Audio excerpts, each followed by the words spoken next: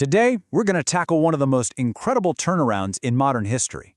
We're talking about how the United States and the Soviet Union went from being allies, fighting side by side against Nazi Germany, to becoming the world's biggest rivals, all in just a couple of years.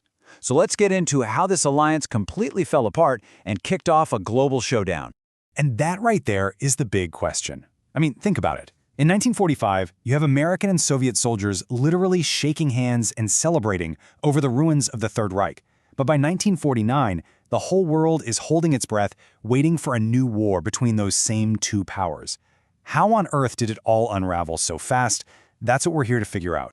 The best way to understand this whole thing is to break it down into three parts. First, you've got the period of accord, when they were united during the war.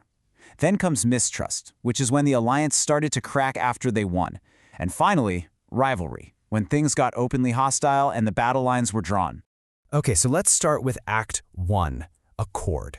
During World War II, this grand alliance between the US, Britain, and the Soviet Union wasn't about friendship, it was about survival. They had one single overwhelming goal: defeat Hitler.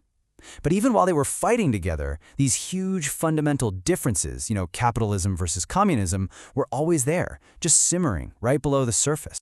You can really see their cooperation hit its peak at the Yalta Conference in early 1945. Roosevelt, Churchill, and Stalin all got together and hammered out a plan for what the world would look like after the war. They agreed on how to handle Germany, they agreed to create the United Nations, but that last point, the promise of free elections in Eastern Europe, well, that was the tricky one. It was super vague, and you can bet each side walked away from that table with a totally different idea of what it actually meant. And that vague promise, it was basically a ticking time bomb. And it leads us straight into Act 2, mistrust. The second Germany surrendered, that one thing that held the alliance together was just gone. The cracks didn't just show, they burst wide open. And all those fuzzy agreements they made during the war, they suddenly became huge points of conflict. And at the very heart of this breakdown was a massive clash of interest. The United States wanted to build a Europe based on self-determination and free markets. They thought a strong economy was the best way to stop communism from spreading. But the Soviet Union? They had been invaded from the West twice in just 30 years, and their number one priority was security. Stalin was determined to create a buffer zone of friendly communist countries in Eastern Europe to protect the USSR. You see the problem, right? Those two goals were just never going to work together. You could really feel the mood change at the Potsdam Conference, just a few months after Yalta. By then, Roosevelt had died, and the new American president, Harry Truman, was way more suspicious of Stalin. And then there was the elephant in the room. The US had just secretly tested the atomic bomb. That knowledge completely changed the balance of power and made the Soviets trust them even less. So all that rising tension and suspicion, it finally boils over into our final act, rivalry. This is where mistrust hardens into straight-up open confrontation. And the main arena for this new fight wasn't a battlefield.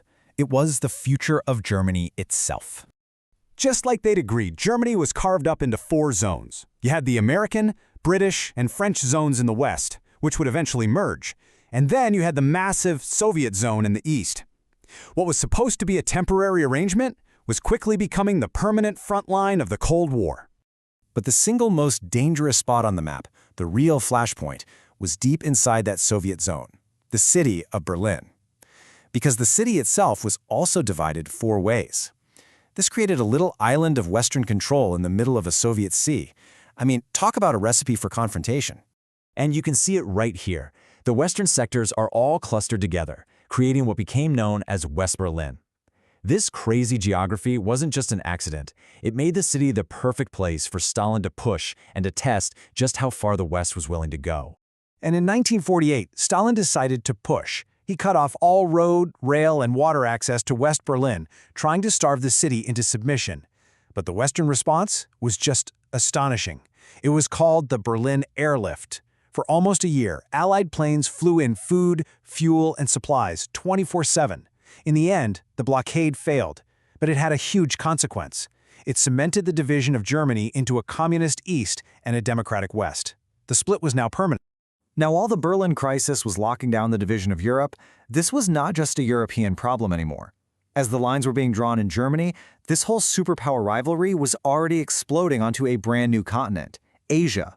And you have to remember, while everyone was focused on Berlin in 1948, two massive events were about to happen in Asia the very next year that would prove this conflict was now well and truly a global one.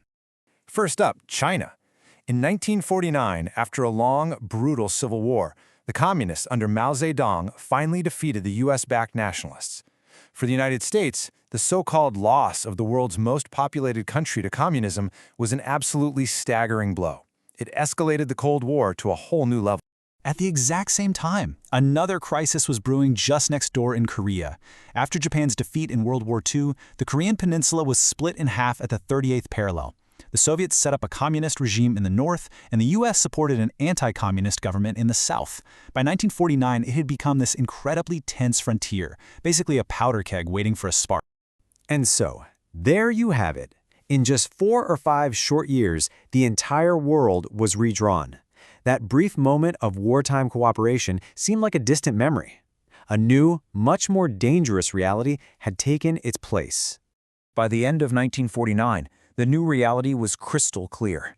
Europe was now split into 2 hostile camps. Germany was literally divided into 2 separate countries.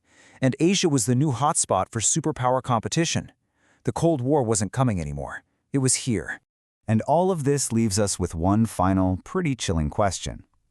With the world now split in two, with 2 opposing ideologies led by 2 superpowers armed with nuclear weapons, the question on everyone's mind was no longer if another big conflict would happen, but where and when.